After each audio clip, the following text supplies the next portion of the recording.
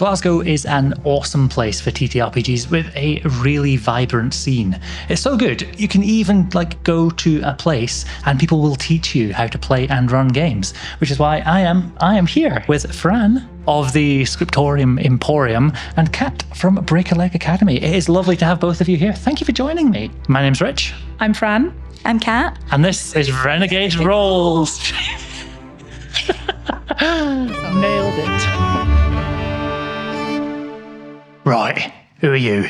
Who do you think you are to be trying to teach me how to do voices?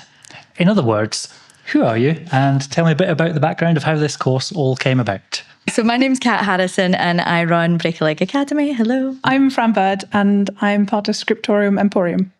And I ran the course that you just took. We met at drama school. I had this wacky idea because I'm a D&D player and I was even then a DM and I do all sorts of stuff. I think I just told you about it, wouldn't it be fun if we could do a class and put acting and D&D together? And Kat was like, yeah, that sounds amazing. But was it in that voice? Was it in that voice? Yes, absolutely. That is my pitch voice for professional surroundings. I'm sure that was the exact voice. And it worked, and here we are. We tried to implement it at the time when you first brought up the idea, but I was teaching in a different school at the time and they just didn't feel that there would be a market for it. So it was kind of put to bed, sadly. But then when I've started Break a Leg Academy officially and we opened our own space in July, I was like, hey, Fran, no one can tell us no. What do you want to do? And so we threw caution to the wind and we went for it. This course sounds simply spectacular. But as one who is as lyrical and loquacious as myself, what would I, my very important personage, get from such a thing? Tell me about the details of the course. What might happen in a standard roll for character session? The first thing is obviously warm up, because that's the essential thing if you want to do anything with your body and your voice, because your voice is a part of your body. I mean, the whole workshop is about character building. It looks at different aspects. So we start out with text, and then we look at voice and body, and then we look at how to interact with each other and with our surroundings. So those are the 4 different sessions. For someone who feels really confident and is already quite proficient in doing different voices and creating characters, what it will give them is a really clear-cut structure, and maybe you can agree or disagree because you've done the course, you can tell us. Feedback is always welcome. Yes. But what I think it will provide is that structure and a go-to process if they are ever in need of creating a character in a hurry. That they can rely on time and time again to generate really vibrant and varied characters in a pinch. And now, so I'm thinking about, we mentioned the Laban method, which I'd not come across before, but as a shorthand for understanding, okay, here's a character with certain characteristics, here's a character like certain things.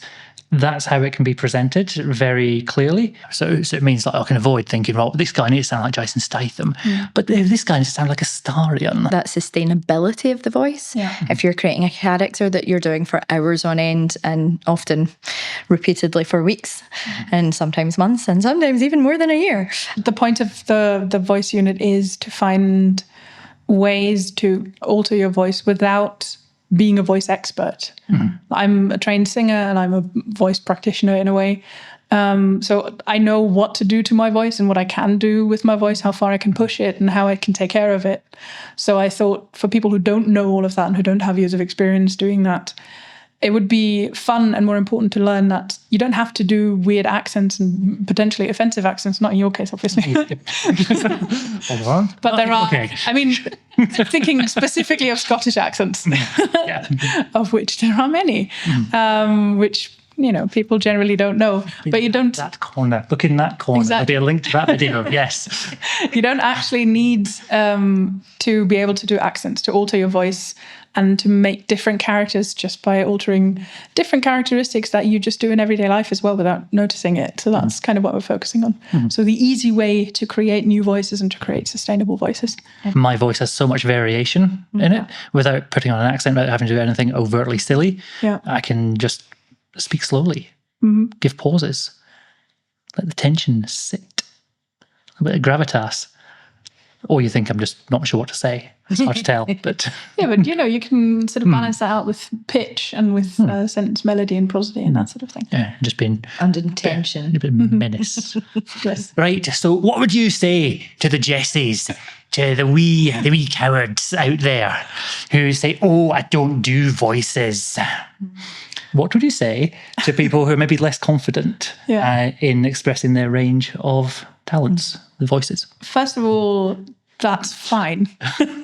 It may feel like that, especially if you're watching live role-playing groups like, the big ones like Critical Role or Dimension 20 and that sort of thing.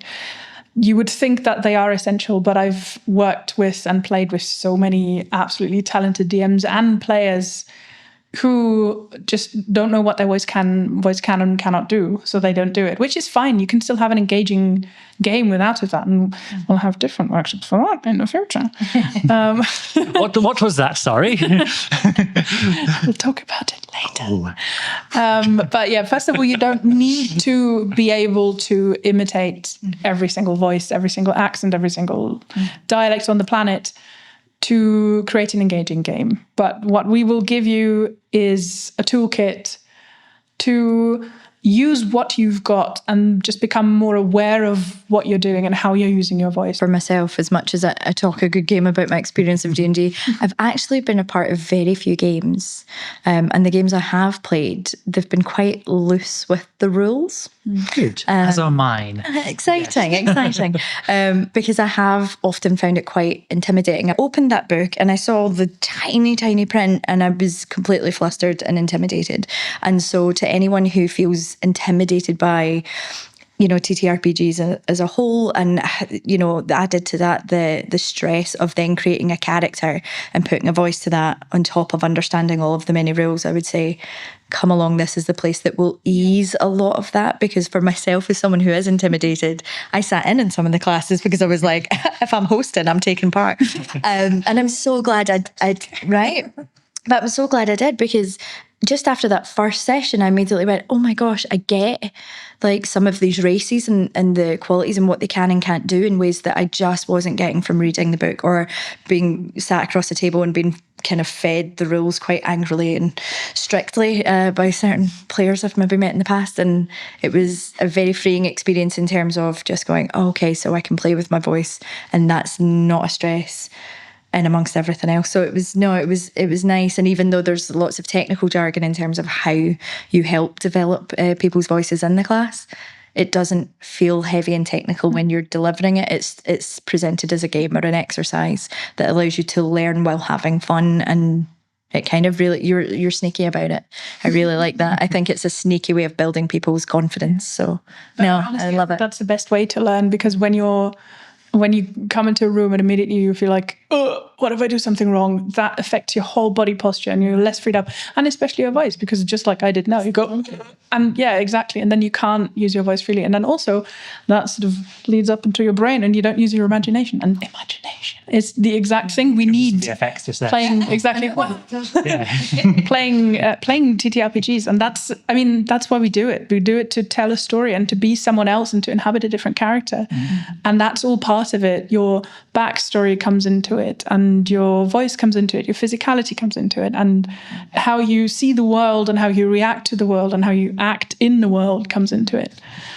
And that's what we do, because it's fun. That's the main thing. It's just fun. Yeah. And I sprinkle some jargon in there. As someone who has read a lot of TTRPGs, there really was not much jargon by comparison. No. And I was going to say as well that of all of the sort of games to learn as a starting point, D&D is maybe even the worst one to choose. Right. There are so many like rules light systems that kind of get out of the way, and they can just be improv, narrative nonsense, whatever you want to play. Well, it's funny because the amount of people I've spoken to in bringing up this course who think that the only TTRPG is D&D. Yeah. Yes. And going, no, there's actually other ones. And they're like, can you name them? And I'm Many. like, well, I can't yet. Sounds like it's, Get into that. it sounds like you would very much enjoy my YouTube channel, all about indie TTRPGs and celebrating the. Just subscribed and actually put myself down for some viewing time with some popcorn. But no, absolutely. Well, you know when I've done it because I'll be in the comment section. It'll be ridiculous. Well, my client has requested that a proof be given about when rolling for character was mentioned. Please elaborate on exactly what's rolled. I have a great many dice, as does my client. Will they be necessary? In other words, tell us about the tables. How do we go about rolling for character? Originally, I'm from the theatre, acting, improv sort of branch of things. So I appreciate a certain level of chaos, which always exists at TTRPG tables as well. I mean, that's the whole point. Things happen, you react to them, you create new things. Cycle repeat. So I wanted to add some randomness into the mix. So we're rolling for the characters from the species, which were previously called races, and backgrounds and classes. So during the course, we create, I think, 7 or 8 characters you had at the end of it. I've got, I think, 10 in a book. Actually. Oh, well done. It's like a couple each week. So, Yeah, exactly. So we start creating different characters and different voice combinations and different movement combinations. And what else did we roll for? We rolled for so much. Scenarios and obstacles that come into scene. So there's always a bit of randomness. But essentially, you will go out of this course with at least 4 or 5 characters that you've rolled and that you've randomly rolled and have invested time in coming up with their backstory and getting into their mindset. So essentially, the next 5 games you'll play are sorted. I think I was half expecting it to be a much more complicated, how do we roll for cat? But it was quite literally, there's a list, there's a number. What number did you roll? That's who you are, in various combinations. It was great. Yeah, I think a big thing for me is that all of the characters that came out of that for me, I don't think looking through the rulebooks and stuff, I'd have gone, oh yes, I'm going to be, was it a gnome cleric criminal background? But that was so fun. Yeah, that was wee Mad Davy with the we Glasgow cheeky. Yeah, right. We voice. Yeah.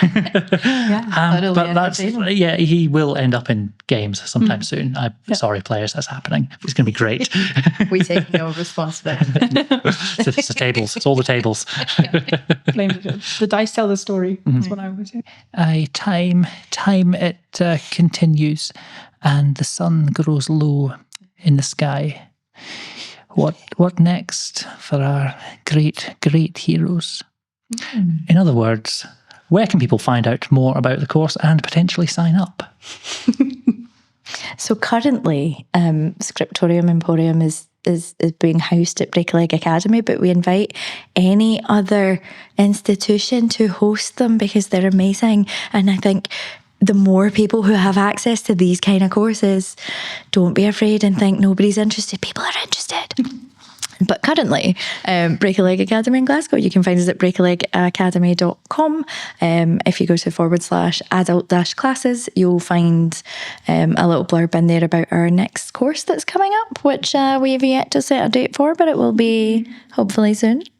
Amazing. I'm so excited to host it again. Thank you, Fran. My partner and I at Scriptorium Emporium, we've only just started officially calling us that. But we've both been working as coaches for ages. She's amazing. Her name is Neve. She's a writer, and she's been writing for 20 years and doing writing coaching as well.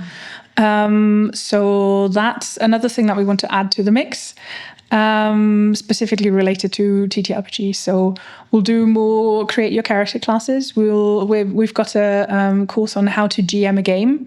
So what do you need if you want to become a games master, if you maybe want to give your forever DM in the group a bit of a break?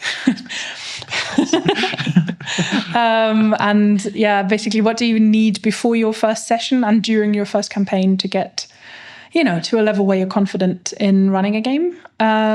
We are also planning courses on how to build your own setting, how to build your own world, on how to build a good campaign. We've got a lot of things planned. We've got a lot of things ready to go. And obviously our individual advice and writing clinics. So if you've got issues with your character backstory, if you're not sure how to integrate it into the world that your DM has created, or if you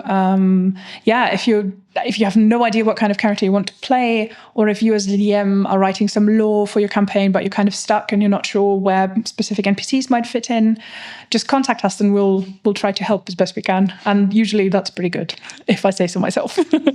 And yeah, I will hopefully see you back here rolling an improbable succession of ones, which will be fine because that's actually like quite good stuff on the tables, and it will be all right. But yeah, cheers. I'll try again. Outtake number 1.